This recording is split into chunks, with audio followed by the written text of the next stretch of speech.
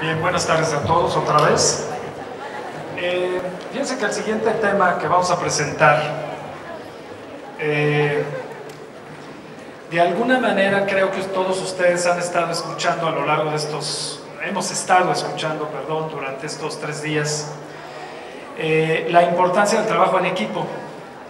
Y se ha estado hablando sobre lo importante, a veces se utiliza el término multidisciplinario, a veces se utiliza el término interdisciplinario y a veces se hace un gran esfuerzo por varios de los ponentes que han estado acá por hablar de transdisciplinariedad.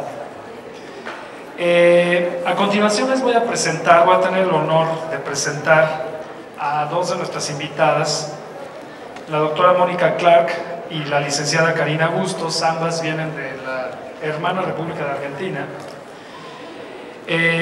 Ahora voy a leer su currículum, pero lo que quiero que por favor pongan todos mucha atención, porque esta plática representa mucho del sentido de este evento. Ustedes notarán en las constancias que van a recibir, en el propio escenario y en el discurso de muchos de nuestros docentes, y hablamos de transdisciplinariedad de las neurociencias ante la frontera o en la frontera del conocimiento. A veces decir trabajar en equipo, todo el mundo siempre decimos en el discurso que trabajamos en equipo. ¿Hasta dónde sabemos trabajar en equipo? ¿Y cómo nos tenemos que organizar para trabajar en equipo? Considerando que siempre lo más importante, y por mucho, es el paciente. Y a veces creemos que echarle montón es lo mejor, y no.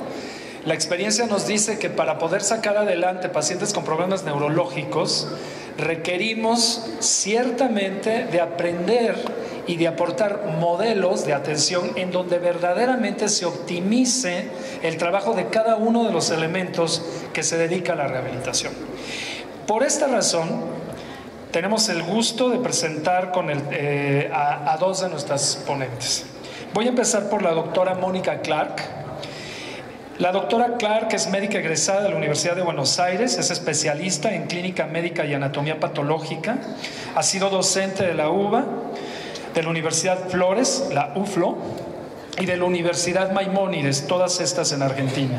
Es directora y docente de cursos en ámbitos privados del área empresarial sobre calidad de vida y estrés, facilitadora de valores en el cuidado de la salud por la J Foundation, miembro titular de la Sociedad Argentina de Medicina del Estrés y directora médica institucional de Fundación Alunco Internacional. Tiene formación en neurorehabilitación en el CIREN en Cuba. También voy a presentar, de una vez lo haré, a la licenciada Karina Bustos. Ella es licenciada en Psicología, egresada de la Universidad Belgrano, presidente y miembro fundador de Fundación Alunco Internacional, becaria en investigación del Ministerio de Salud y Acción de la Nación. También es titular de cátedra en la Clínica de la Persona con Discapacidad de la UNSA. Ha sido docente en UFLO y da la cátedra de Diversidad e Inclusión. Es directora y supervisora de los programas Alunco en Salud, Alunco Educativa y Alunco Social, y consultora en liderazgo y gestión transdisciplinaria para organizaciones. Facilitadora en valores en el cuidado de la salud por la Journal Foundation de la ONU y diplomada en medicina integrativa de la UV. Se formó también en neurorehabilitación en el CIREN de Cuba. Recibamos con un fuerte aplauso a nuestras invitadas del día de hoy.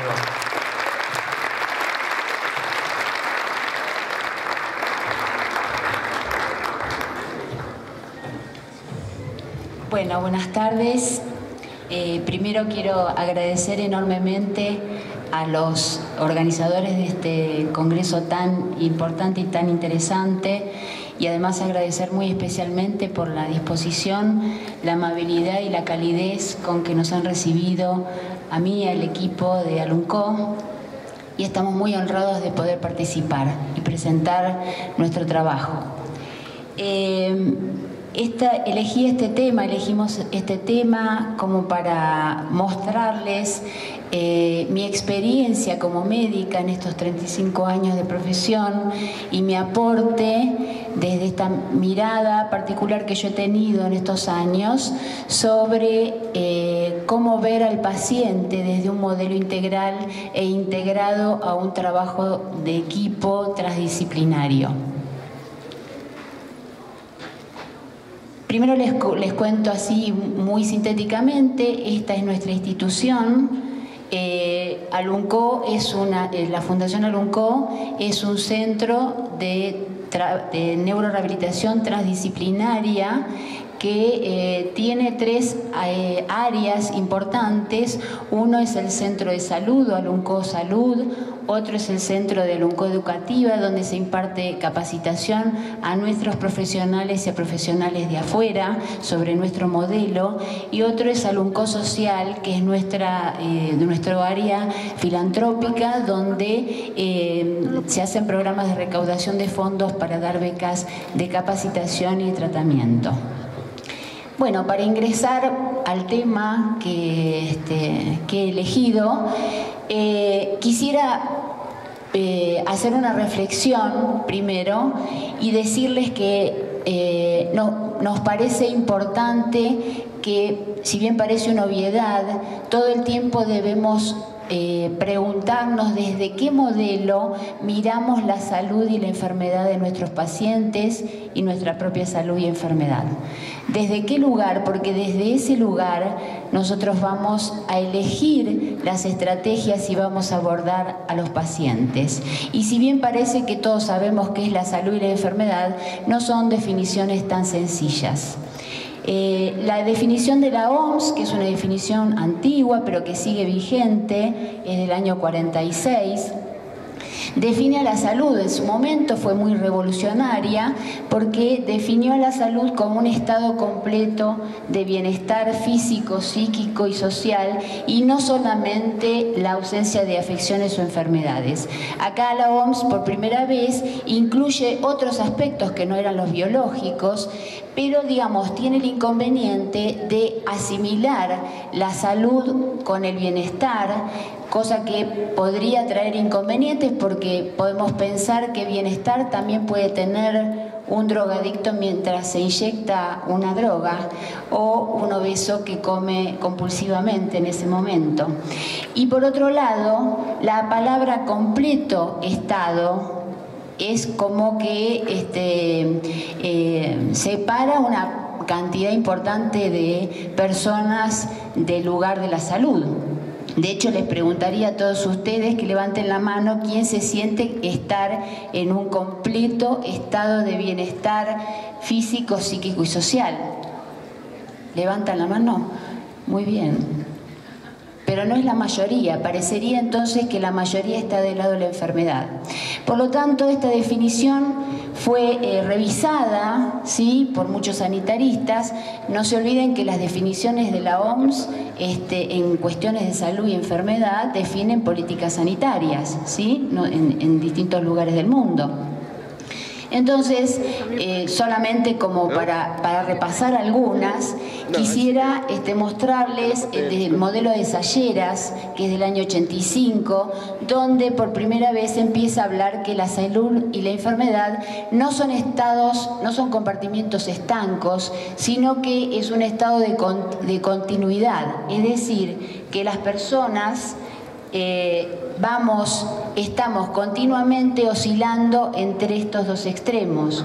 Uno es el extremo de salud positiva, digamos, o como lo máximo, el óptimo de salud, y el otro extremo sería la pérdida de la salud y como finalidad, como final, la muerte. Pero la mayoría de las personas, ¿sí?, estamos en esta situación, ¿sí? Si no tenemos claramente, sabemos que estamos claramente sanos o claramente enfermos, la mayoría nos manejamos en este medio, en esta mitad, ¿sí?, que es una zona neutra donde a lo mejor tenemos alguna patología y no la sabemos. Por ejemplo, la arteriosclerosis asintomática, ¿sí? Entonces, estamos transitando permanentemente entre estos dos extremos. Y digamos, siguiendo con estos modelos, aparece por primera vez una diferenciación de lo que es el modelo tradicional, o lo que fue el modelo tradicional hegemónico médico, ¿sí? Del enfoque de la patología, puesto justamente en la patología que se llamó modelo de la patogénesis, ¿sí? En el modelo de la patogénesis se asume que la salud y la enfermedad son dos compartimentos estancos, o uno está sano o uno está enfermo, ¿sí? Como categorías excluyentes. Se desentiende de los factores estresantes porque el foco está puesto en la enfermedad y en la patología. Además, deja fuera análisis tan importantes como el estilo de vida y las actitudes frente a la salud que le pertenecen a la persona, ¿sí?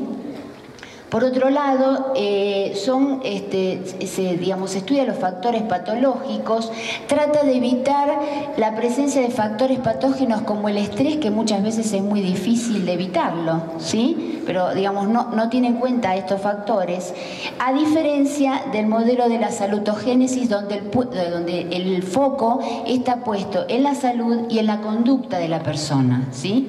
Entonces, en el caso del modelo de la salutogénesis, se establece por primera vez un continuo entre la salud y la enfermedad.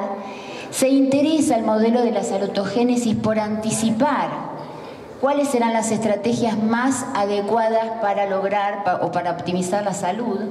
Enseña a manejar los factores patógenos, es decir, no se pueden evitar, hay situaciones estresantes que no podemos manejar, pero sí podemos aprender a convivir con ellos.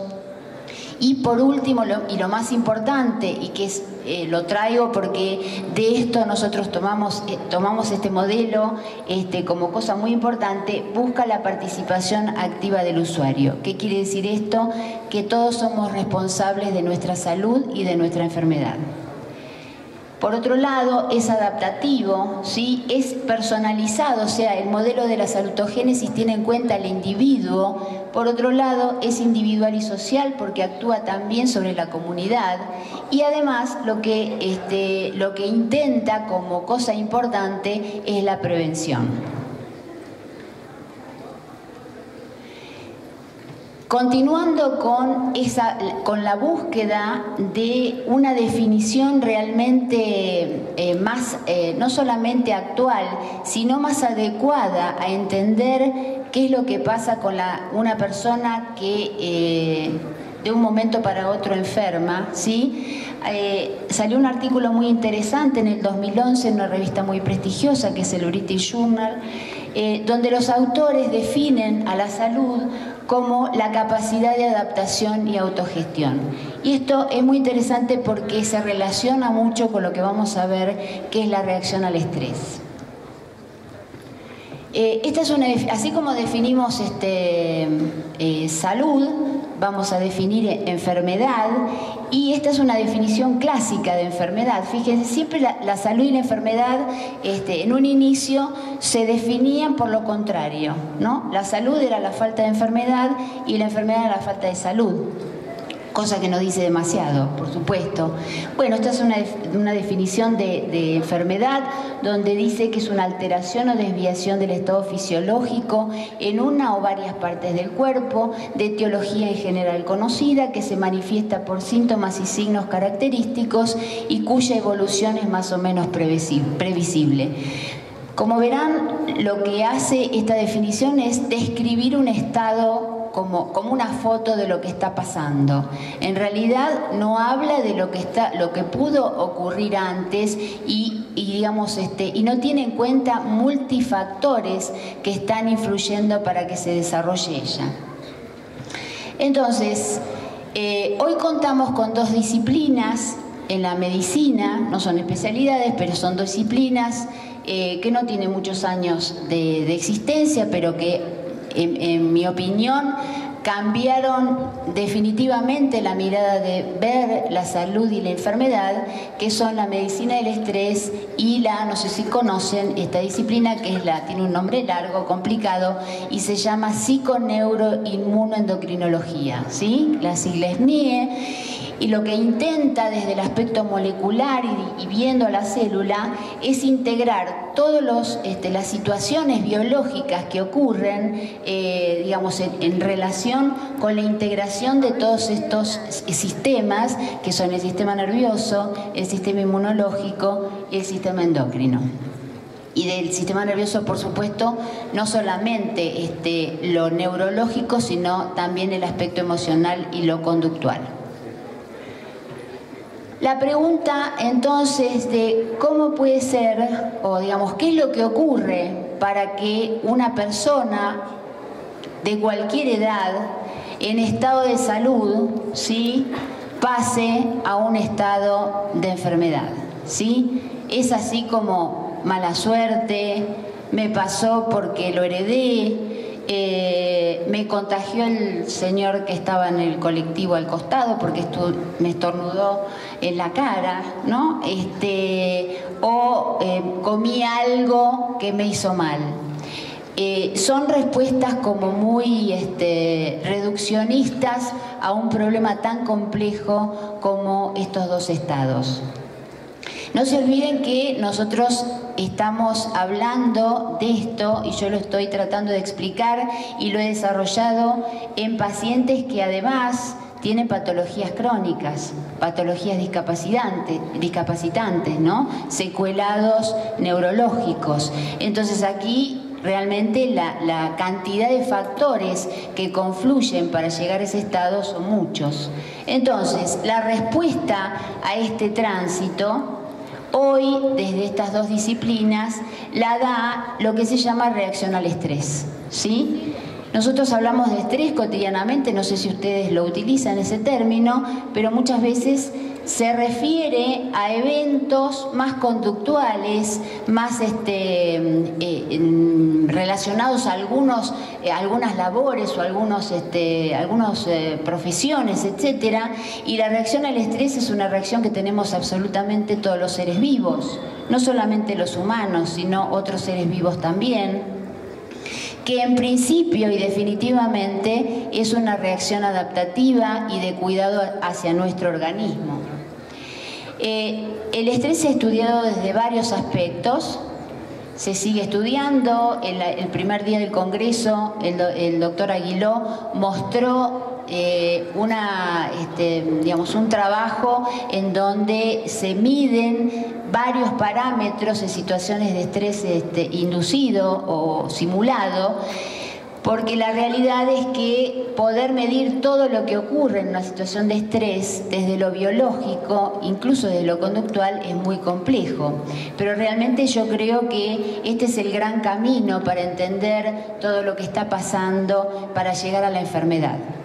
Entonces, desde el punto de vista cognitivo, los psicólogos conductistas, estos dos, el doctor Lazarus y Folkman, definieron al estrés como una relación particular entre el individuo y el entorno, que es evaluado, el entorno es evaluado por el individuo como amenazante o desbordante de sus recursos y que pone en peligro su bienestar.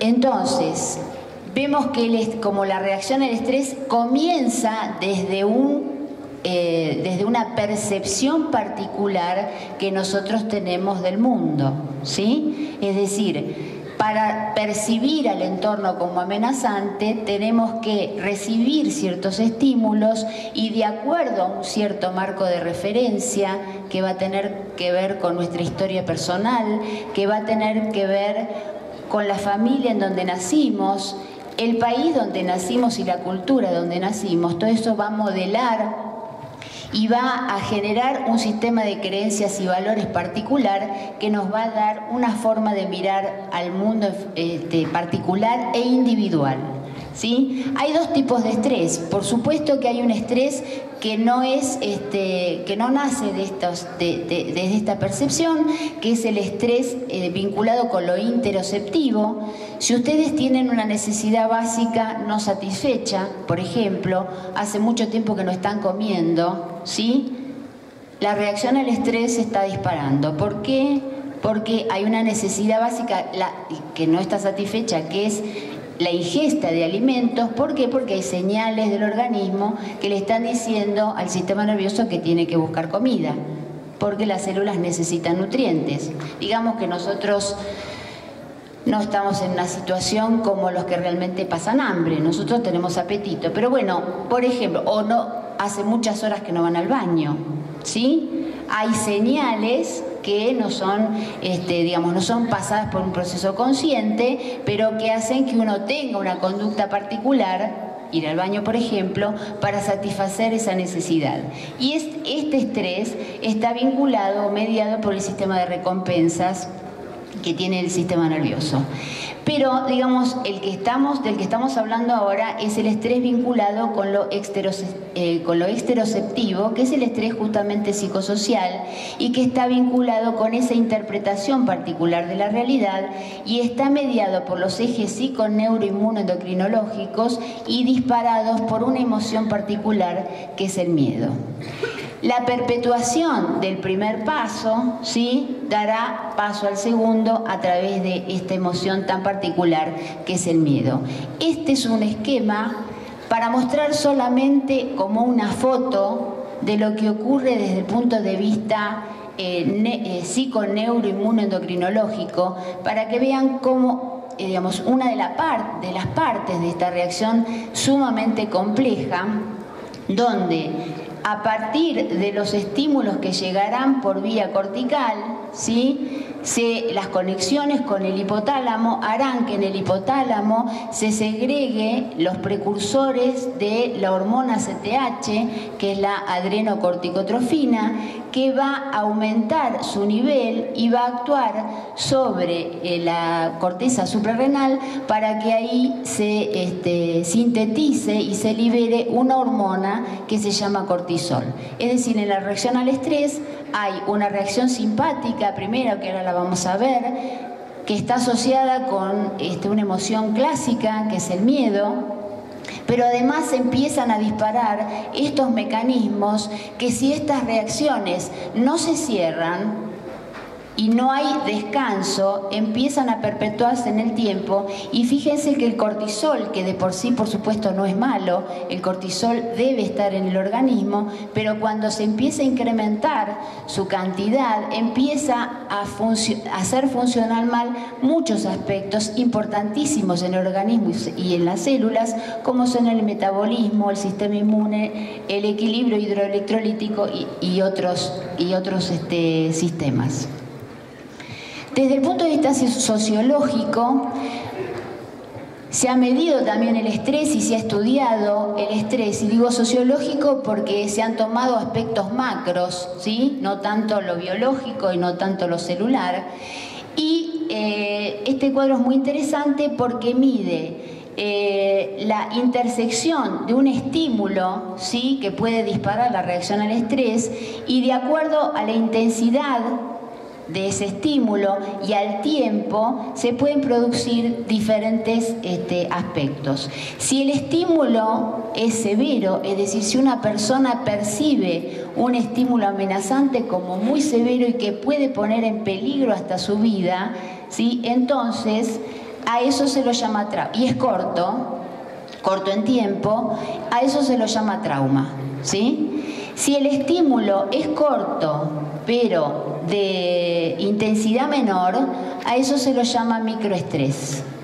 Si el estímulo es severo y puede ser largo, pero no pone en peligro la vida de la persona, pero es largo en tiempo o de tiempo menor, a eso se lo llama tensión crónica del rol, ¿sí?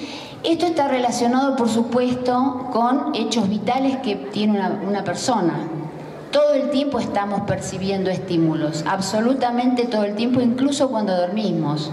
Nuestro cerebro todo el tiempo procesa infinidad de estímulos, no todos tienen relevancia, pero todos aquellos que impliquen algún grado de amenaza al bienestar psicológico o físico, eso va a disparar la reacción al estrés. Entonces, los sucesos vitales son aquellos sucesos que ocurren en una persona, hay listas incluso de sucesos vitales que tienen un cierre, ¿sí? A diferencia de la tensión crónica del rol, donde hay malestar en el rol de una persona que se prolonga en el tiempo. Por ejemplo, el divorcio es un suceso vital, ¿sí? Pero si uno se lleva mal con la pareja, eso es tensión crónica del rol. Vivir en un barrio violento, en un barrio inseguro, puede generar tensión crónica del rol, ¿sí? O en un lugar, en una zona de guerra, por ejemplo, ¿sí? Pero la realidad es que, y todo esto, es decir, una situación puede llevar a la otra, no es que estamos divididos así como en este cuadro, obviamente. Pero la realidad es que lo que más enferma a la persona es esta situación. La percepción permanente, cotidiana, de estímulos a lo mejor que no son tan relevantes, como por ejemplo vivir en una zona de guerras y escuchar la sirena, ¿sí? O alguna catástrofe natural. La realidad es que la cotidianeidad nos lleva a esto, a la situación de microestrés. Y eso hace que estemos prácticamente todo el tiempo con una activación de esta reacción que, como vieron en una parte, puede generar, digamos, enfermedad a largo plazo. Viendo desde lo macro, yo traje este cuadro que me pareció muy interesante, que está tomado del libro que recomiendo leer, El corazón enfermo, del doctor Tajer, que es un cardiólogo. Él pone en este cuadro, para hacer una diferencia, cómo la mortalidad, por ejemplo, en lo macro, la mortalidad referida el número de fallecimientos por millón de habitantes, estos números, varió, por ejemplo, en Rusia en 3 periodos importantes. En el año 84 había 21.300 muertes, ¿sí?, por millón de habitantes. En el glasnost es el momento de la perestroika, o sea, de la democratización de Rusia y mejoras de las condiciones socioeconómicas. Fíjense cómo baja, ¿no?, a 18.800.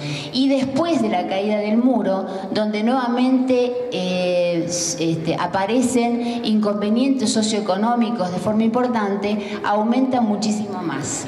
Y si miran acá, ¿sí?, mortalidad debido a determinadas patologías, fíjense, por ejemplo, la mortalidad cardiovascular también tiene un aumento importante, pero fíjense el nivel de alcoholismo, pasa de 201, ¿sí?, como causa en el periodo de democratización, a 863 en el periodo de la caída del muro.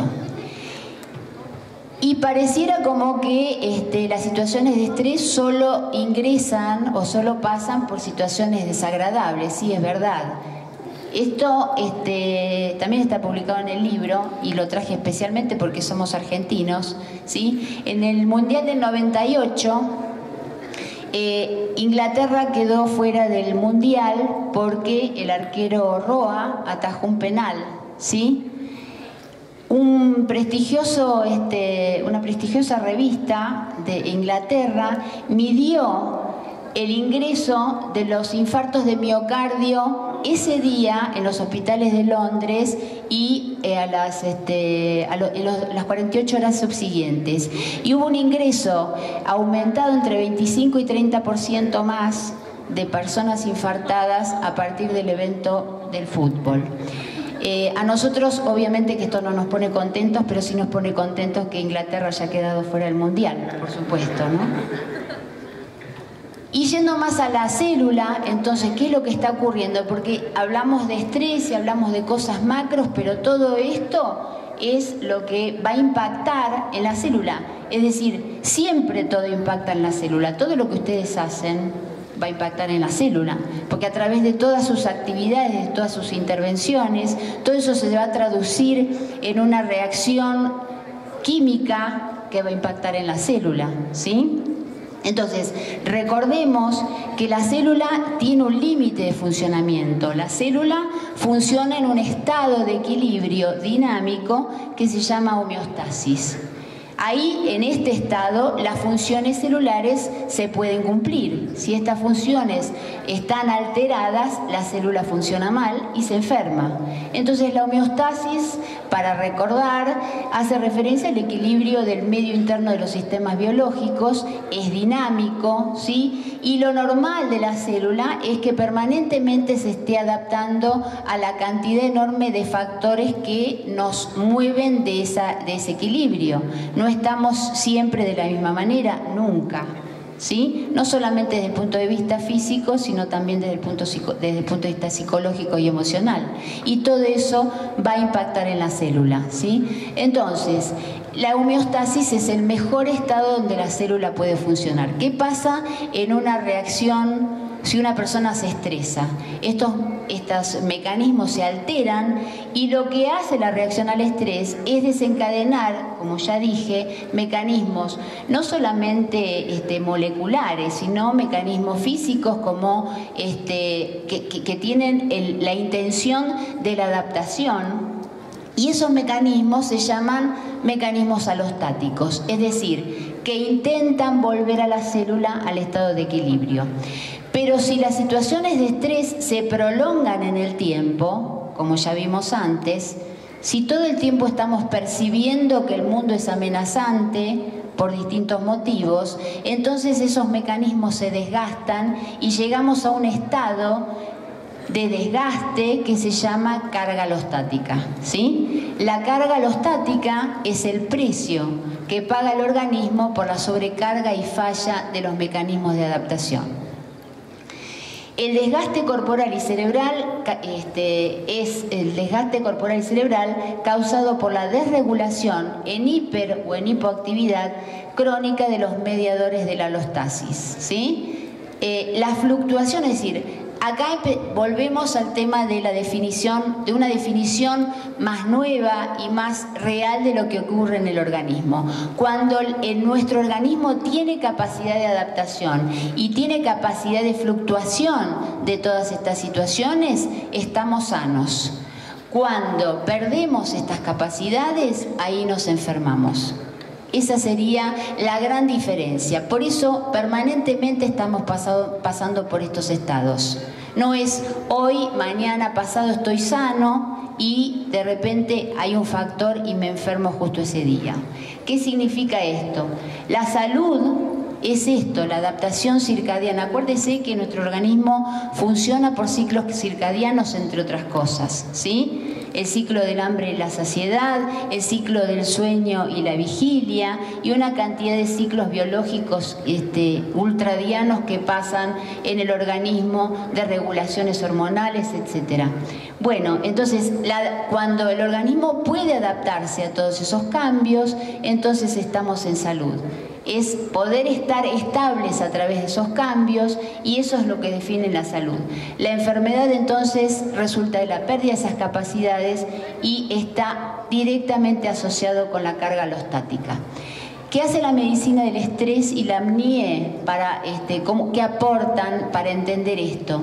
La medicina del estrés marca el cómo, porque estudia no solo lo fisiológico, lo fisiopatológico, sino que lo que estudia es lo conductual, ¿sí? ¿Qué es lo que hace que el individuo o que nosotros nos estresemos y lleguemos a estar enfermos? Y la apnea lo que marca es cómo ocurre, dónde, en la célula, qué molécula, qué sistema, qué relación hay entre estos sistemas que se alteran para llegar a la enfermedad.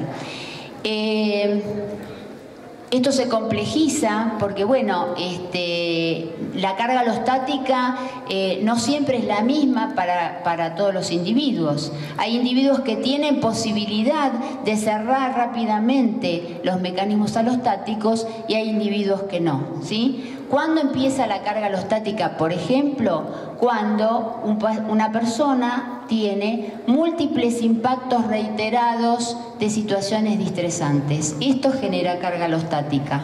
Y esto puede generar, por ejemplo, enfermedades cardiovasculares o un evento cardiovascular como es un infarto de miocardio o quizás un ACV.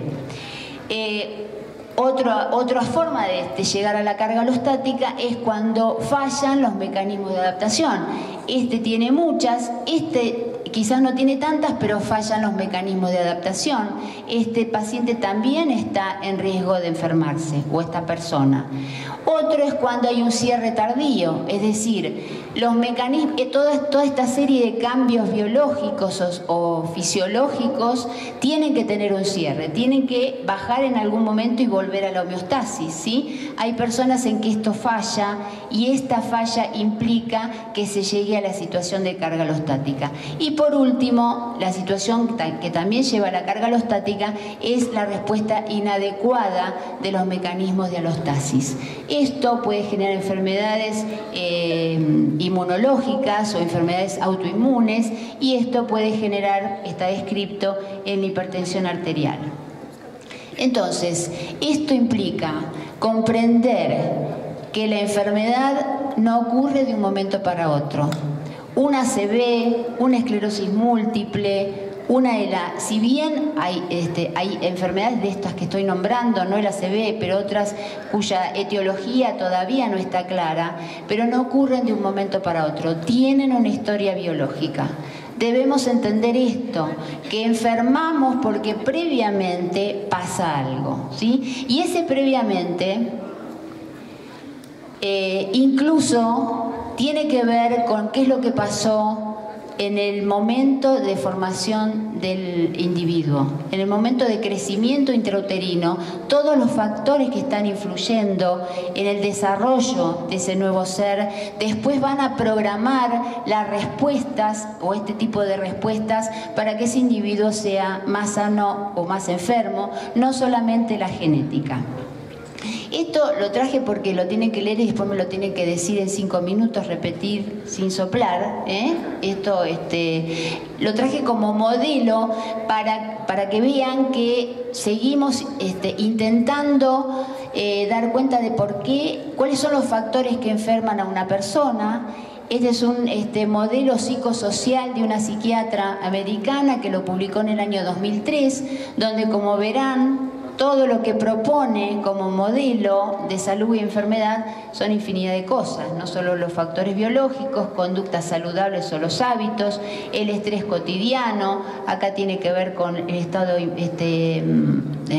anímico, las intervenciones de la psicología de salud, los factores psico-inmuno-endocrinológicos, y todo esto van a llevar a que este paciente sea más vulnerable o más resiliente, y esto también va a determinar una especial calidad de vida del individuo. Con todo esto, nosotros en nuestra institución y desde el modelo de la transdisciplina, para comprender qué es lo que pasa con nuestros pacientes, que son pacientes con patologías crónicas, ¿sí? Definimos este término, que lo hemos leído en otro lado, pero consideramos que lo inventamos nosotros, ¿sí? Que es el término de transcausalidad, ¿sí? La transcausalidad, entonces, es un constructo que remite a esto, a la complejidad existente de situaciones tan multifactoriales como son la salud y la enfermedad, ¿sí?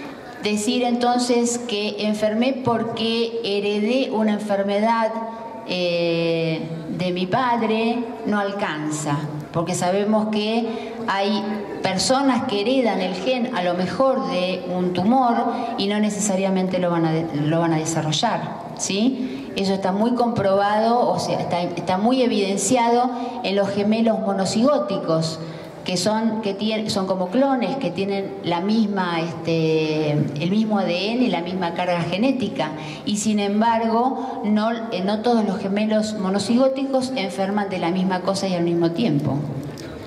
Entonces, además convoca el desafío de entender que esa combinación de factores es única para cada individuo. No podemos trasladar lo que le pasa a un individuo para que enferme con el de al lado, aunque sea muy cercano consanguíneamente, ¿sí?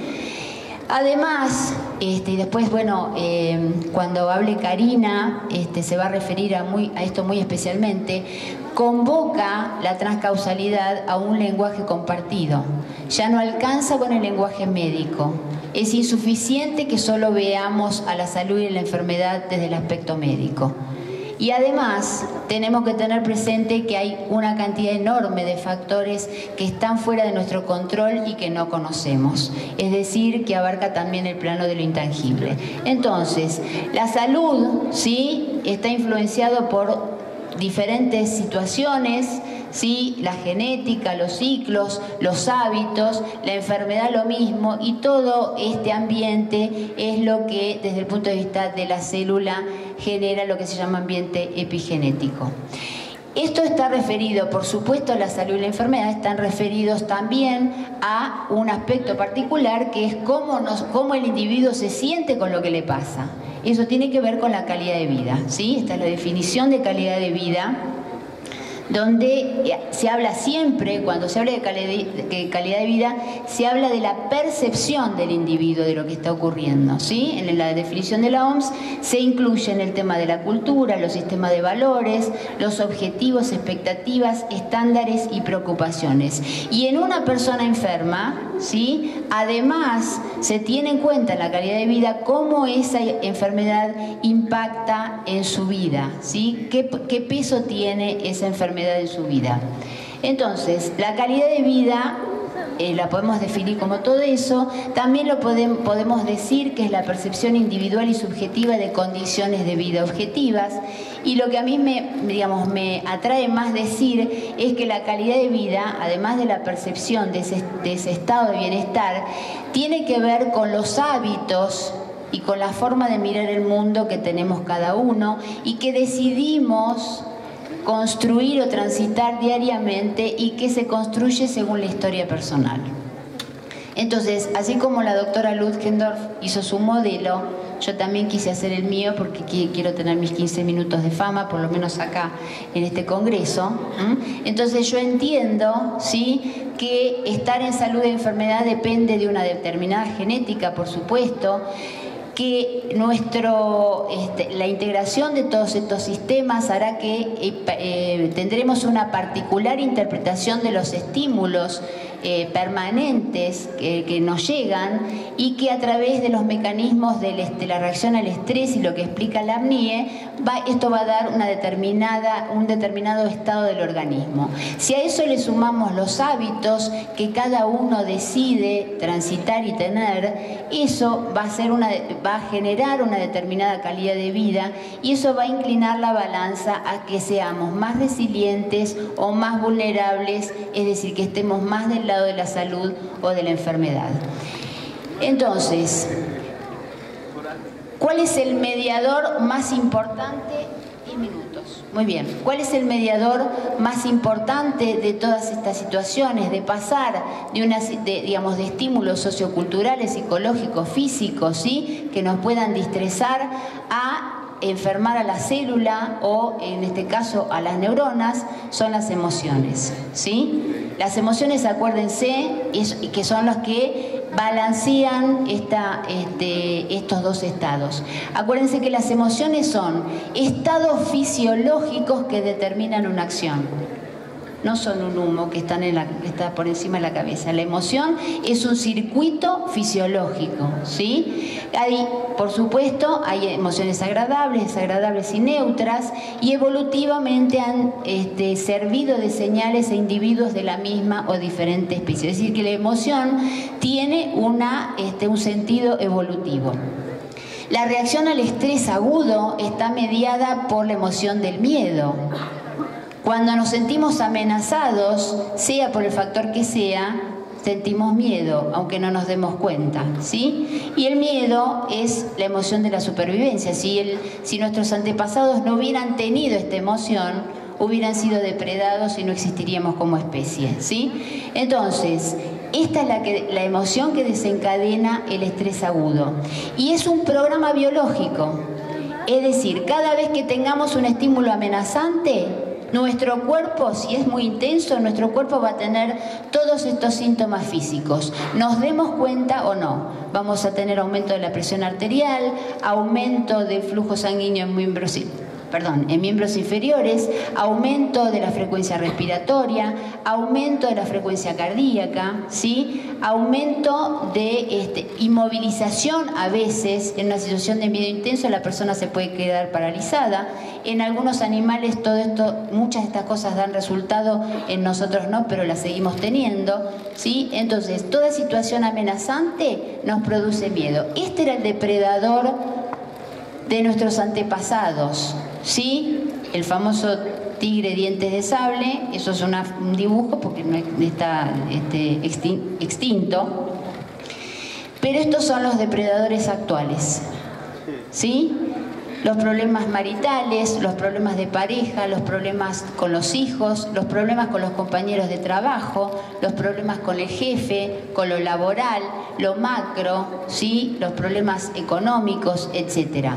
Entonces, podemos controlar la reacción al estrés siempre y cuando tengamos conciencia, porque el cerebro no responde por lo que pasa, responde por lo que interpretamos que pasa. ¿Sí? Si nosotros cambiamos la interpretación, vamos a frenar esta reacción, ¿sí? Porque entonces hay un desajuste entre la expectativa y la realidad. Y así vivimos. Estos son la mayoría de nuestros hábitos. Vivimos prácticamente sentados, ¿sí? Con exceso de peso, fumando, con exceso de trabajo, de tareas, tomando conductas de riesgo para la vida, ¿sí? Todo esto nosotros decimos que son hoy los factores o el estilo de vida que lleva a las nuevas discapacidades, ¿sí? Como que la discapacidad hoy ya no es la discapacidad de antes del chico que nacía con discapacidad, que hoy ocurre, por supuesto, pero hoy nos enfrentamos a una cantidad enorme de patologías que discapacitan y alteran la calidad de vida de las personas y que tienen que ver con el estilo de vida actual. Entonces, bueno, las emociones ya sabemos, y esto implica que el profesional de la salud, como dije antes, debe revisar cómo mira la salud y la enfermedad, pero además lo empieza a transformar o lo necesita transformar en un educador. Debemos educar a las personas, a nuestros pacientes, para hacer prevención y para que revisen todos estos factores que tienen que ver con la salud y la enfermedad, porque son partícipes activos de su propia salud o enfermedad. Y el médico, además de hacer un correcto diagnóstico, ¿sí? Y de dar un tratamiento adecuado, tiene que ser un acompañante y facilitador. Ya no es la figura verticalista que dice lo que hay que hacer. Tiene que estimular a la persona a hacerse cargo de su vida. Es decir, hay que lograr una toma de conciencia sobre la responsabilidad que nos compete para estar sanos o enfermos. Tenemos que promover la reflexión para enseñar y poner en práctica hábitos saludables, ¿sí? Tenemos que crear conciencia sobre lo que significa las situaciones estresantes y aprender a cambiar esa percepción particular de los estímulos. Y en nuestros pacientes crónicos tenemos que hacerlos entender que si tuvieron una enfermedad tienen que hacer prevención para que el evento no vuelva a ocurrir o que lo que tienen mejoren favorablemente, ¿sí? Muy bien, concluyendo entonces, el paciente de hoy es un paciente complejo. El paciente neurológico crónico es un paciente complejo con un entorno complejo, pero cualquier patología crónica nos presenta una complejidad que ya no la podemos ver desde el lugar de poder solucionarlo desde un consultorio. Entendemos nosotros que esto implica un trabajo en equipo, un trabajo donde haya un plan único, consensuado y enriquecido por diferentes saberes, que tiene que tener como objetivo, además de lo farmacológico, cambiar la percepción negativa de la realidad de ese individuo, sus hábitos y modificar su entorno a lo más saludable posible. Ahora Karina justamente va a hablar de la necesidad de ver cómo trabajamos en equipo, porque el modelo de la transcausalidad es un modelo que necesita ser aplicado, pero al cual no es fácil de llegar. Muchas gracias.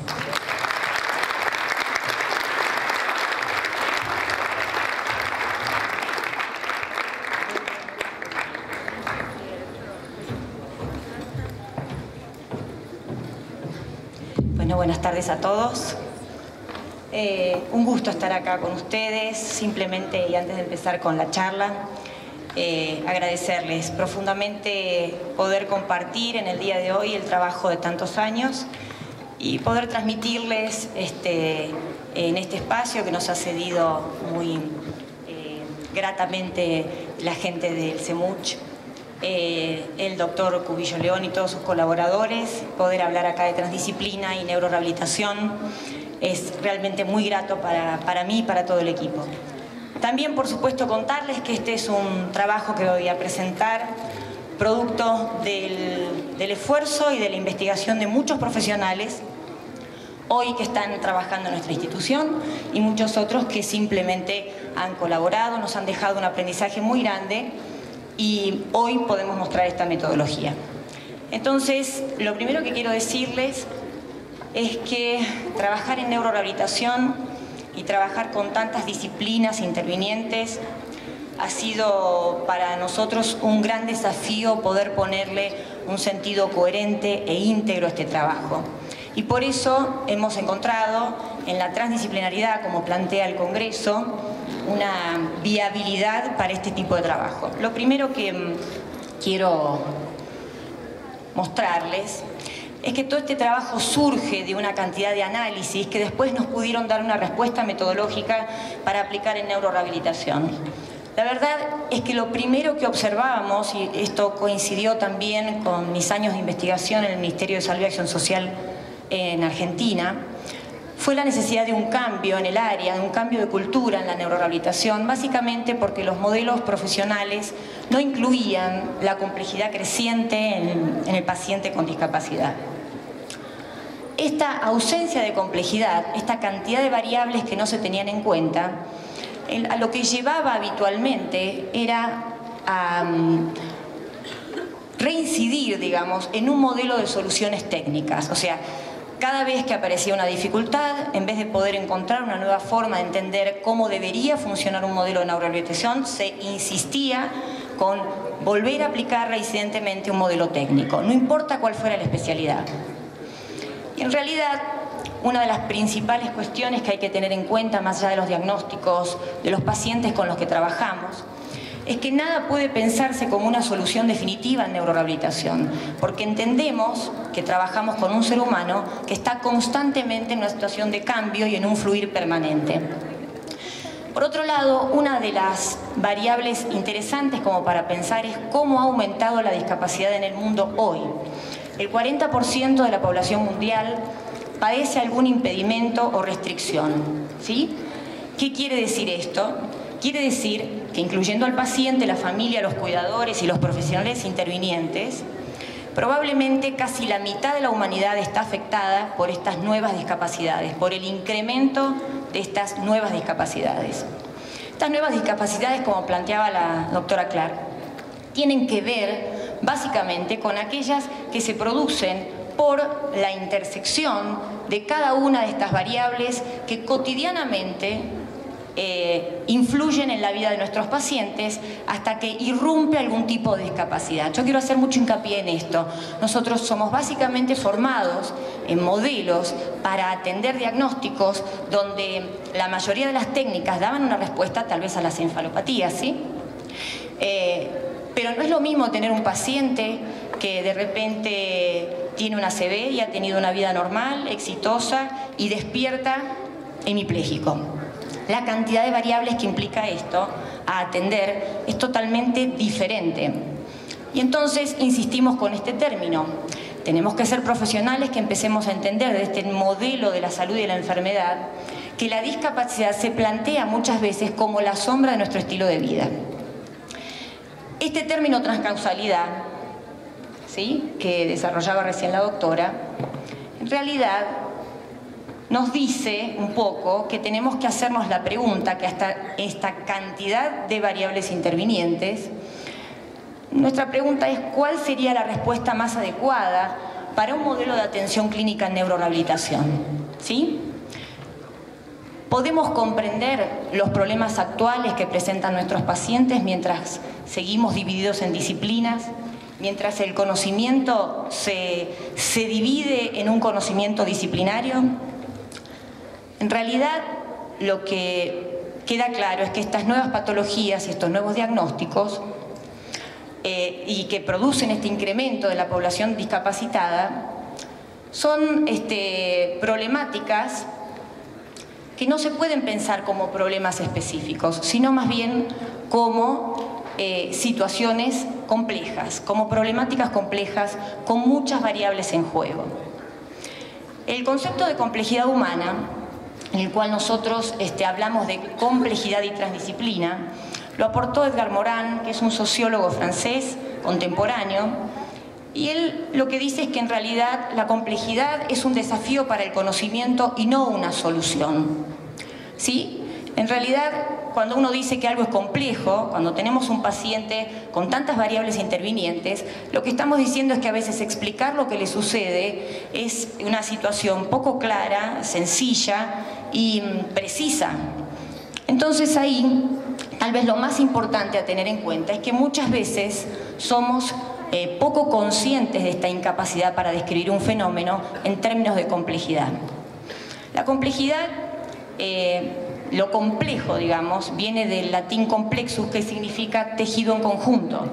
¿Y qué es lo que está tejido en conjunto en un diagnóstico? Es un tejido de eventos, ya no de elementos, como hablaba la ciencia, ya no es un elemento que puedo controlar, partir, medir, sino que es un evento. Un evento es una situación dinámica. Y este diagnóstico viene tejido de eventos diferentes, de acciones, de interacciones, de determinaciones y también de azares. Lo interesante de hablar de azares es que ya muchas veces no tenemos todo bajo control y no vivimos de las certezas que habitualmente nos llenan de seguridad. Y esto nos impone una situación que tiene que ver con la multidependencia. El conocimiento, si bien necesita ser partido y necesita ser fragmentado para poder ponerlo en orden y jerarquizarlo, el riesgo que corremos es que cuando lo fragmentamos y no lo volvemos a contextualizar, esto puede transformarse en una ceguera del conocimiento. Es decir, si yo tomo una batería neuropsicológica con un paciente recién accidentado, probablemente la escala de sus funciones ejecutivas me dé baja. Si yo esto no lo estoy articulando con su estado de ánimo, probablemente no esté pudiendo validar una escala que me está dando un estado como una foto y no como una película. ¿Se entiende? Por eso hablamos de que la complejidad nos permite articular y nos impone la situación de la multidependencia con otras disciplinas. Entonces el desafío en neurorehabilitación básicamente nos plantea el abordaje centrado en la persona y no en el diagnóstico, la capacidad de dar una respuesta no solo a la cantidad de variables, sino también a la magnitud de variables. Y por otro lado, un desarrollo profesional que pueda estar a la altura de este ejercicio que implica estas variables anteriores. Por eso hablamos de un cambio de paradigma en neurorehabilitación. ¿Y por qué cambiar paradigmas en neurorehabilitación? Saben que un paradigma es un esquema de referencia para entender y comprender la realidad, ¿sí? Desde esa lente miramos todo lo que sucede en términos de diagnóstico, de pronóstico, de tratamiento, de evaluación. Hay una teoría que a mí me gusta siempre citarla, que es de un matemático que habla de la teoría del cisne negro. La teoría del cisne negro plantea que en realidad nuestro cerebro está programado para perpetuarse dentro de ciertos aspectos de seguridad y a través del tiempo. Y la verdad es que nuestra realidad nos plantea todo lo contrario, todo el tiempo. Y la teoría del cisne negro dice que en realidad el cerebro está programado para que los cisnes sean blancos. Un día apareció el cisne negro y el efecto sorpresa y lo atípico es lo que nos descoloca. Y esto es lo que habitualmente sucede cada vez que se presenta un obstáculo con un paciente que no podemos resolver y que queremos imprimir siempre un programa clínico en vez de pensar cuál sería la estrategia para poder resolver el obstáculo. ¿Me siguen hasta acá? Bien, entonces por eso hablamos de cambios de paradigma, que básicamente es un aporte de Kuhn en el libro de La revolución de las estructuras científicas, que fue en el 1962, que habla de una nueva perspectiva del cómo y del por qué, y de la resistencia a la aceptación de una nueva forma de pensar. Esta nueva forma de pensar nos viene a decir en neurorehabilitación que no podemos pensar ya en una forma de entender los fenómenos como 100% biológicos o 100% no biológicos, ¿sí? Como que lo científico de las ciencias naturales va por un lado y las ciencias humanas va por el otro. Las ciencias en realidad fragmentan partículas para examinar fragmentos, pero no se conoce la naturaleza de cada uno de ellos si no se los vuelve a articular de manera que ocupen el lugar en el conjunto. Entonces, cuando tenemos un paciente, lo que tenemos que entender es que es mucho más que la suma de los diferentes diagnósticos de las diferentes disciplinas intervinientes en rehabilitación. Y esto nos da la pauta, o por lo menos nos dio una respuesta para poder empezar a pensar que la metodología de trabajo tenía que venir de un modelo transdisciplinario que pudiera dar una respuesta a un pensamiento reduccionista. Este desarrollo del método transdisciplinario nosotros lo hemos llevado al ámbito de la neurorehabilitación y básicamente la transdisciplina lo que nos plantea es la necesidad de un diálogo de saberes entre los distintos actores intervinientes en un tratamiento. Ahora, aprender a dialogar y a comunicarnos no es algo nuevo ni nada que no sepamos que tenemos que hacer. El tema es que sabemos poco de cuál es el diseño más adecuado para trabajar y para elegir trabajar en equipo. Yo, como decía recién el doctor, creo que se confunden muchas veces estos tres enfoques, esta forma de articular disciplinas en equipo, que son lo multidisciplinario, lo interdisciplinario y lo transdisciplinario. Entonces, brevemente voy a tratar de mostrarles cuáles serían las diferencias para que podamos entender cuál es el juego que se juega a la hora de articular disciplinas. En realidad, el modelo multidisciplinario surge como una respuesta de atender factores múltiples en un paciente y lo que nos asegura, por sobre todas las cosas, es una actividad simultánea de diferentes disciplinas. Si lo vemos acá en el gráfico, el objeto de estudio, en este caso el paciente, puede tener un neurólogo, un fisioterapeuta, un psicólogo, un terapeuta del habla, y en realidad todos se dirigen a través del paciente. Lo que nos sucede a nosotros habitualmente es que el paciente viene a la consulta contándonos qué fue lo que le dijo el neurólogo o qué fue lo que le dijo. Es un gran intérprete. Y además de llevar lo pesado de su tratamiento, hace un poco de interlocutor de lo que va pasando entre los distintos tratamientos que va teniendo en diferentes lugares. Después aparece como en una situación evolutiva la necesidad de lo interdisciplinario porque aparece la interconsulta.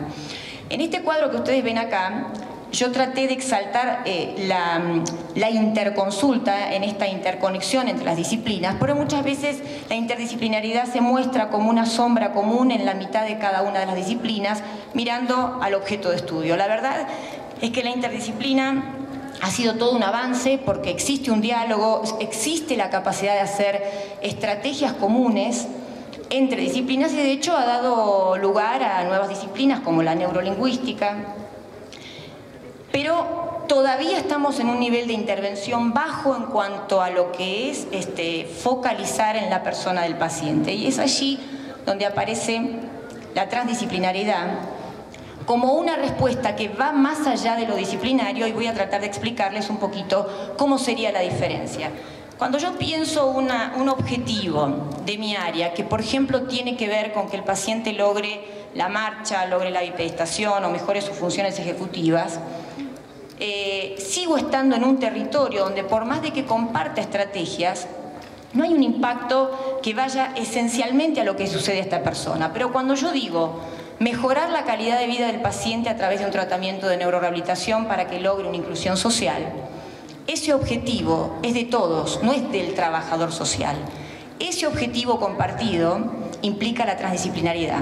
La transdisciplinariedad en este sentido representa la aspiración a un conocimiento más complejo, más articulado entre las distintas disciplinas y, por sobre todas las cosas, tiene una gran aspiración, digamos, a hacerse una pregunta por el ser humano, por la persona. ¿Por qué necesita esta persona?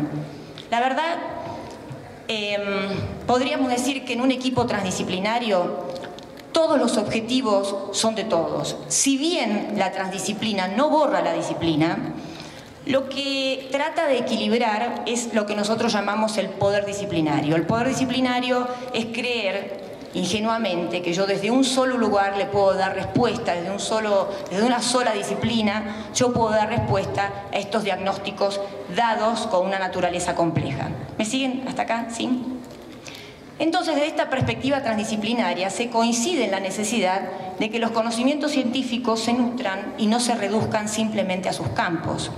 Tal vez lo más importante que pasa en lo transdisciplinario tiene que ver con que nos dio la posibilidad de armar una metodología que pudiera abarcar todas las áreas que necesita un paciente que está, digamos, intervenido de la neurorehabilitación y que desde este lugar pueda integrarse servicios y poder entender realmente qué es lo que necesita para algo muy importante que es el proceso de integración social.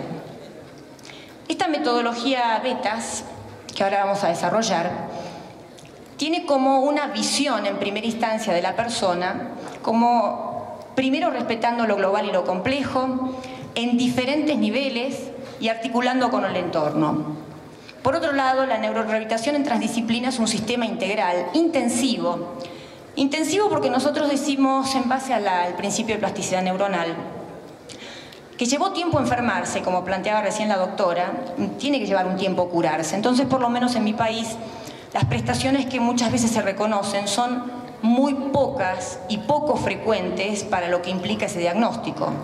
Ese diagnóstico necesita intensidad de tratamiento como para poder tener efectos cuantificables en un corto, mediano y largo plazo.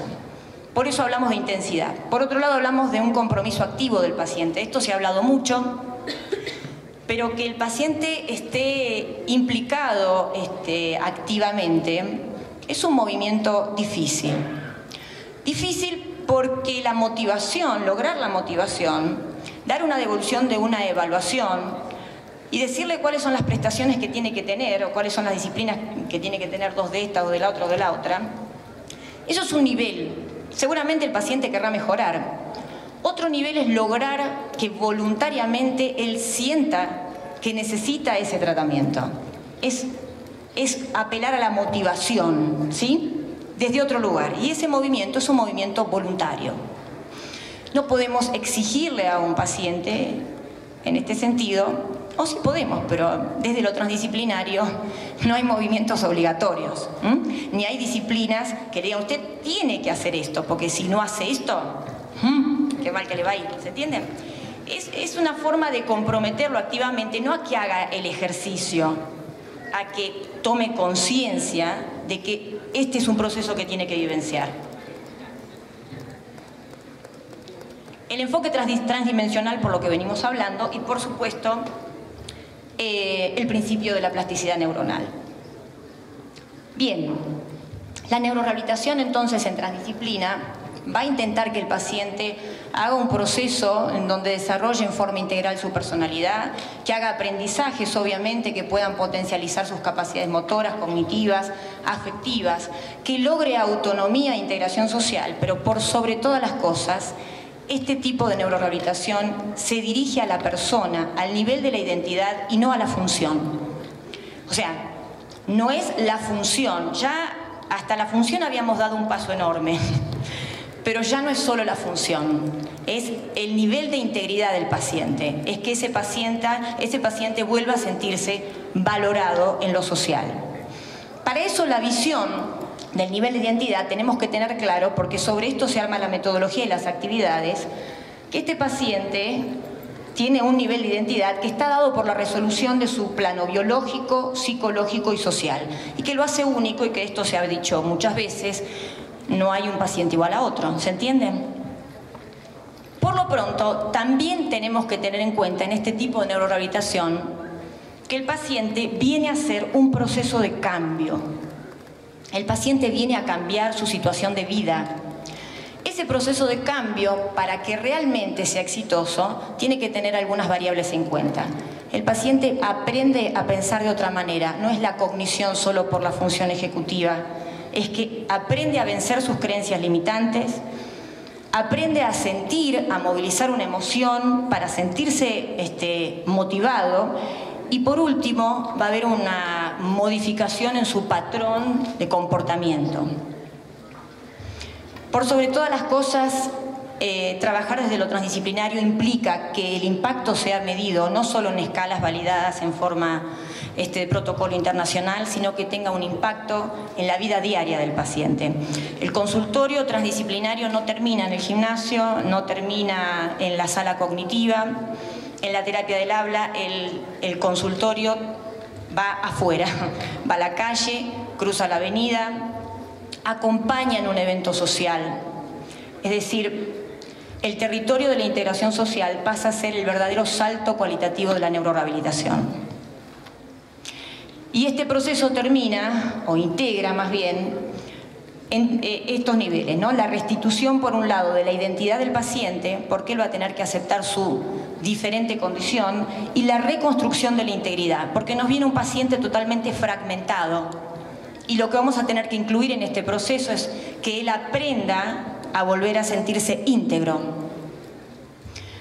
Por otro lado, el eje metodológico entonces de este tipo de neurorehabilitación plantea el trabajo en equipo, y ahí vamos bajando un poco a cómo se ha armado esta metodología en lo concreto, teniendo en cuenta todas estas variables anteriores que les fui nombrando. Y para esto tenemos que hacer un pequeño hito en lo que es la formación del profesional en transdisciplina. Un profesional, para poder trabajar en este tipo de modelos, necesita entender que va a tener que ir más allá de la especialidad y que va a tener que tener un aprendizaje integral, continuo y en diferentes niveles. Hablamos de 3 niveles en transdisciplina para un profesional: la excelencia técnica, la capacidad de investigación, el profesionalismo, la resolución de lo actitudinal de la persona del profesional. Esto es realmente un tema que nunca se ha puesto en el escenario de ningún tipo de formación, ¿no? Como que una cosa es mi técnica que me habilita y me hace apto, pero la actitud me habilita en otro sentido. Y por último, esto habla de una situación de liderazgo. Una cosa es trabajar para estimular a un paciente y otra cosa es tener la capacidad de influenciarlo. Eso es bien diferente. Generar influencia constructiva es un potencial que le da el nivel del liderazgo. Yo siempre digo, pongo una figura, que nos enseñaron las teorías y las técnicas, y entonces nos dijeron, bueno, para cruzar el río, ponete la canoa y cruzás. Pero cuando uno se aferra solo a la teoría, cruza el río, vuelve nuevamente a tierra y se pone la canoa en la cabeza y sigue con la canoa. Digo, no sirve para todo, no da para todo. La teoría no da la estrategia clínica. ¿Se entiende? Entonces, por eso hablamos que un profesional en transdisciplina necesita generar niveles de identidad. No podemos ser solo bobatianos o cognitivos, tenemos que ser profesionales que tengamos una identidad donde aportemos desde nuestra técnica lo singular que vinimos a darle al tratamiento, y eso no nos lo enseña nadie, es un descubrimiento, ¿sí? Esta metodología, entonces, vamos un poco a lo práctico y a lo de todos los días ahora, surge con la necesidad de crear un soporte a tantos procesos que tenemos en neurorehabilitación con tantas disciplinas, para que pueda ser además medido de manera del trabajo en equipo y auditado en términos de metas y objetivos planteados, bajo lo que son los conceptos, como desarrollamos hasta ahora, de complejidad y transdisciplina. Pero por sobre todas las cosas es un conjunto de métodos en neurorehabilitación centrados en el paciente y articulados en un proceso sistemático, integrado e intensivo, que tiene como objetivo, como hablábamos antes, la restitución de la identidad y de la integridad de la persona a través del pasaje de la misma por módulos de trabajo que consisten en módulos de evaluación, tratamiento hasta integración social. Esta metodología nos propone ver una forma de resolver lo organizacional, el trabajo en equipo y el profesional. Nos da también una pauta para la articulación de disciplinas y técnicas y nos da la posibilidad desde este lugar de incluir al paciente y su familia. Y por esto hablamos de valoración, evaluación, tratamiento y abordaje social. Estas eran todas las variables intervinientes que por lo menos sentíamos que tenía que tener una metodología que se jacte de ser transdisciplinaria. Tiene que tener la capacidad de entrelazar cada uno de estos procesos.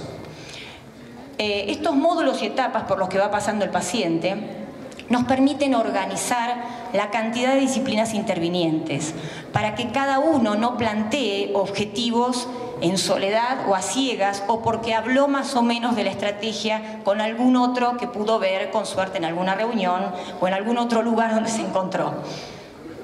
Para que el paciente pueda pasar de un módulo a otro hemos sistematizado evaluaciones y que nos dan la pauta de que si no cumple con los objetivos de la etapa anterior, no puede ingresar a la siguiente.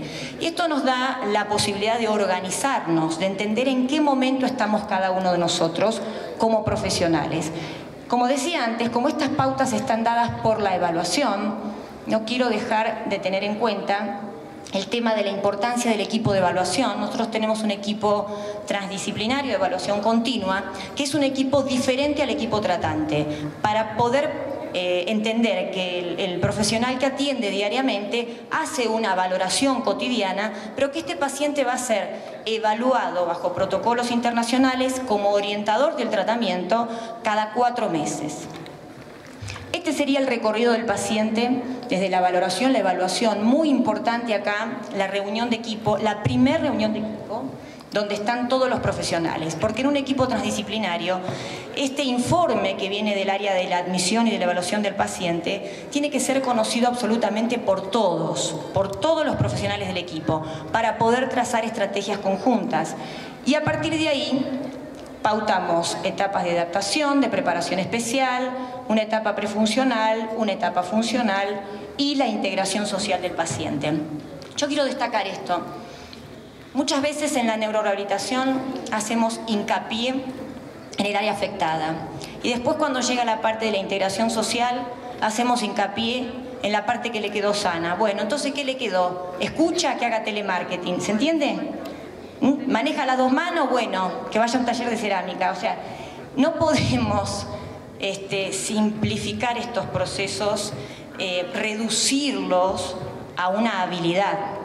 La integración social debe estar alineada con el don del paciente, con la potencia, con la esencia, con lo que realmente vino a traer como forma de expresar su mejor forma de estar en el mundo. ¿Se entiende? Entonces, no es lo mismo pensar que porque le encontremos un trabajo para que esté ocupado.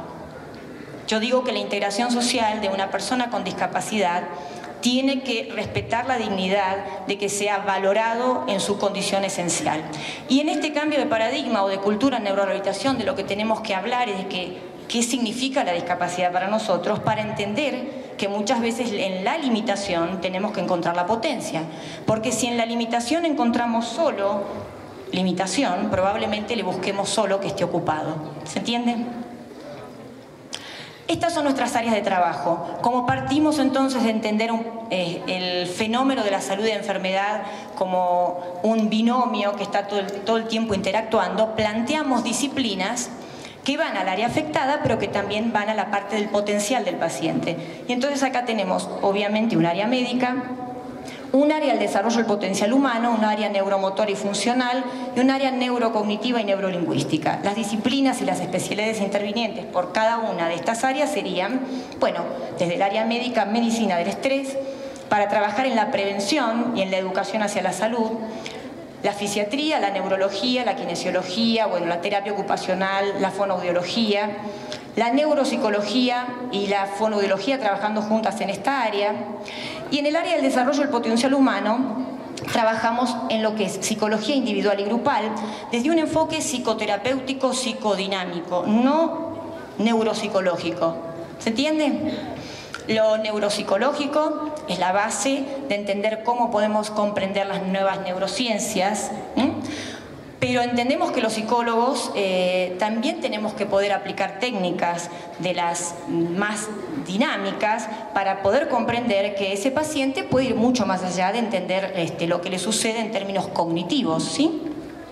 Por eso tienen psicoterapia individual y grupal, tienen terapia corporal, que esto va a ser muy importante ahora, el paciente que les quiero mostrar antes de terminar, como ejemplo del caso clínico que hemos trabajado con esta metodología, y después estimulación del pensamiento creativo y trabajo social.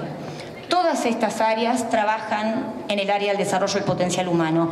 Siempre partimos de la base de que hay un potencial de trabajo en este paciente que tenemos. Y para eso hay que darle disciplinas pertinentes, que puedan realmente ver en él su potencial creativo. Para poder organizar y llevar a la práctica esta metodología donde intervienen tantas disciplinas, hemos armado un manual de implementación de la metodología con objetivos y actividades clínicas. Acá cada una de las disciplinas nos hemos tomado el trabajo de diseñar actividades sugeridas para cada etapa del paciente. Esto es como muy interesante porque permite que cada uno toque su instrumento, pero todos estamos en la misma sintonía. Eso no siempre se asegura cuando vamos suponiendo lo que está trabajando el terapeuta del habla y cuando suponemos que uno ya trabajó transferencias y el otro todavía no. Bueno, esto lo que intenta poner es una descripción sugerida de actividades en cada una de las disciplinas intervinientes para cada una de las etapas del paciente. Y esto es un manual orientador. Siempre decimos que una metodología de estas características debe ser lo suficientemente flexible. Entonces, estas actividades son para ejemplificar o para tratar de orientarnos en la tarea, no para cumplir como un manual de procedimientos tipo cognitivo-conductual, ¿sí? No es un manual así. Bien, vamos cerrando y les quiero contar una experiencia en un caso clínico. ¿Cuál es el aporte de esta metodología? Yo diría que básicamente brindar una rehabilitación centrada en la persona y no solo en la enfermedad, posibilitar la acción de un principio clínico que ordene, ¿no? Que entendemos esto, que no es que se ordena, sino que organiza, que no manipula, sino que comunica, y que no dirige, sino que motiva. Se propone una visión global y compleja, sin fronteras, que entiendan que solo el proceso de salud de enfermedades para el paciente, sino que en el nuevo paradigma de la neurorehabilitación, el proceso es desde el paciente, incluyendo el equipo profesional, la organización y la sociedad. Les voy a contar ahora, les voy a mostrar un caso clínico que para nosotros ha resultado de mucho aprendizaje y tal vez para que puedan entender en la práctica qué es una estrategia transdisciplinaria. Este paciente, paciente masculino de 28 años con un TEC grave, con un hematoma extradural y focos contusivos, ingresó en paro cardiorrespiratorio con un Glasgow de 4 en 15, requirió neurocirugía de urgencia y tratamientos médicos múltiples en unidades de terapia intensiva, fue internado en un centro de neurorehabilitación durante 6 meses, luego continúa tratamiento en internación domiciliaria, donde sale del coma y a las 48 horas despierta, ¿no?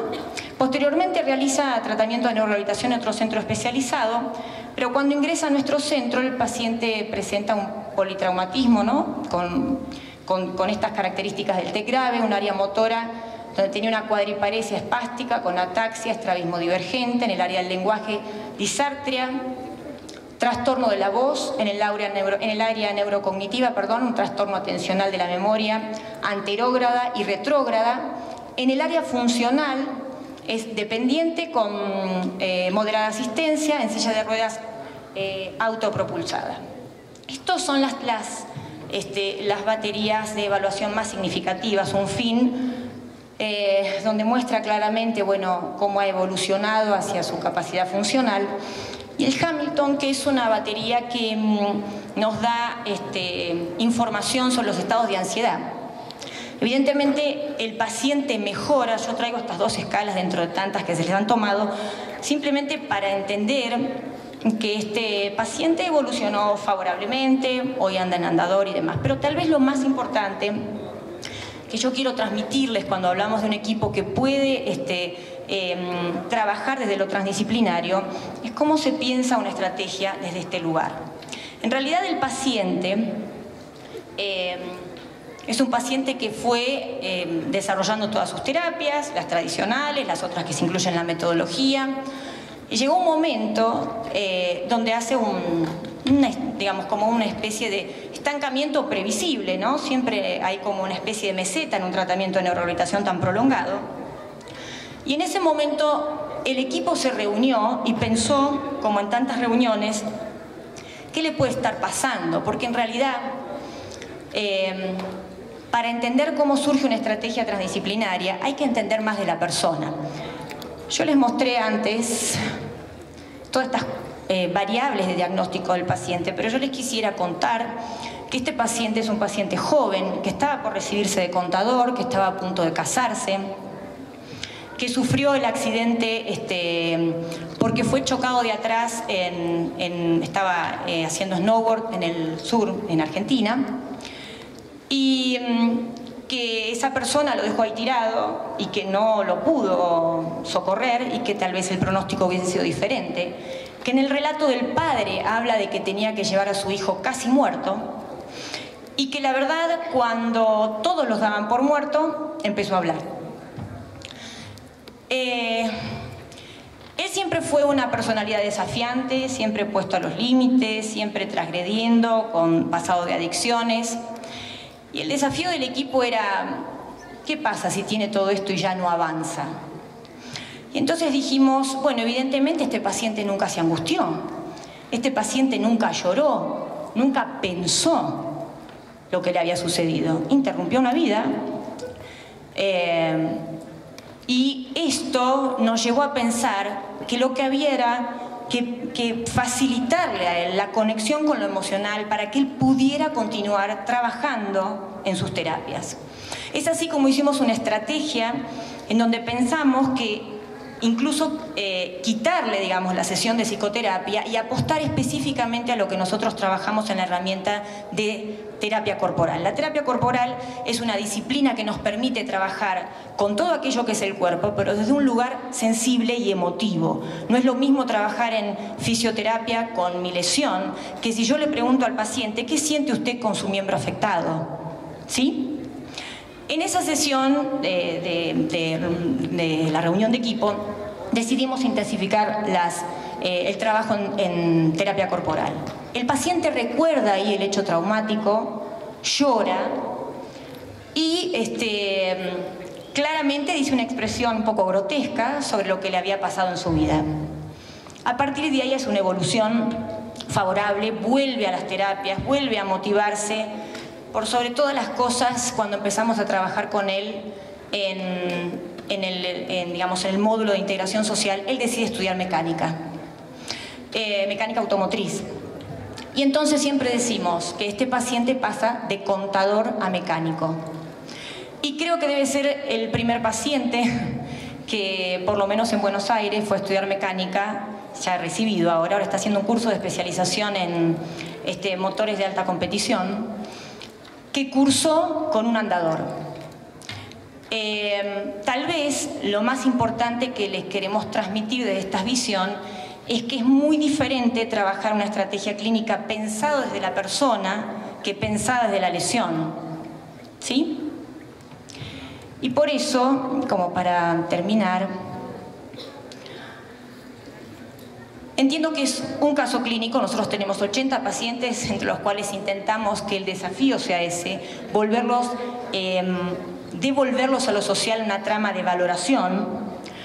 Y entonces la conclusión tal vez más importante es que un equipo de neurorehabilitación debería satisfacer las necesidades humanas expresadas en la patología. Yo diría, por este tipo de casos clínicos, aunque sea uno, vale la pena conspirar, digo yo. Muchas gracias.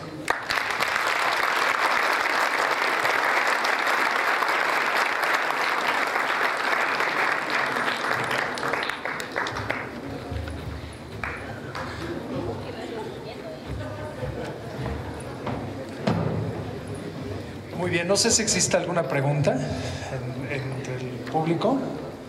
¿No? Bueno, yo sí quisiera comentar que, bueno, notarán pues que esto que que nos han hecho el favor de venir a compartir, y eso siempre es importante, a mí me gusta siempre decirlo porque creo que es importante reconocer cuando se comparte el conocimiento.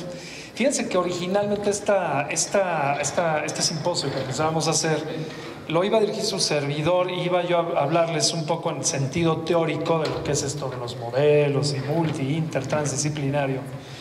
Y por azares del destino y gracias a la maravilla del Internet, el grupo Alunco nos encontró en Internet y se interesó muchísimo por el eslogan del Congreso, sabiendo que se trata de una institución, estamos hablando de un centro de neurorehabilitación que trabaja bajo un modelo transdisciplinario.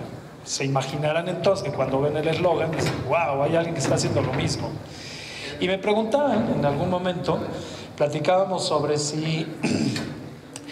por qué habíamos llamado así al Congreso y toda esta parte. Y bueno, yo lo que les comentaba que pues no era otra cosa más que una cuestión realmente aspiracional y una cuestión conceptual en donde nos vamos nosotros preparando y llegamos a la conclusión de que tenemos que cambiar nuestra forma de trabajo para ser más eficientes. Y cuando llegan y empezamos a conocernos, gracias también a los milagros como Skype y tantas cosas, y empezamos a ver lo que hacen y nos empezamos a investigar mutuamente a la distancia, llegamos a la conclusión de que creo que, bueno, por lo menos esa fue una decisión personal, de decir, ¿sabes qué? Que hablen ellas. Que hablen ellas y además que hable el equipo de Alunco, porque además ellos ya lo están haciendo, ya no es algo tan aspiracional, aunque seguramente aspirarán a cada vez hacerlo mejor, pero al final de cuentas esto es interesante porque no hay modelos realmente transdisciplinarios, aunque repito, a veces en un sentido muy teórico y yo diría siempre aspiracional, decimos que vamos a hacer un modelo transdisciplinario y la verdad es que no. Entonces, esto nos ha abierto muchas cosas, nos ha permitido pensar y repensar la forma en la que estamos haciendo las cosas, y en ese sentido pues tenemos que agradecerles a ustedes como representantes del grupo Alunco, con quien por cierto ya tuvimos una reunión muy grata, por cierto, el martes pasado. Y bueno, pues esto nos permite saber que siempre hay muchas cosas que aprender y hay muchas cosas que hacer.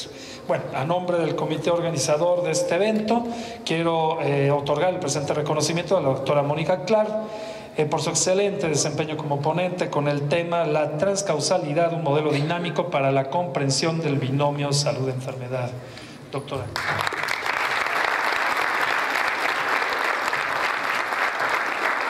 Y al mismo tiempo, pues igual, darle un reconocimiento a la licenciada Karina Bustos por haber presentado el tema Fundamentos Metodológicos en Neurorehabilitación de la metodología BETAS. Muchísimas gracias, Karina.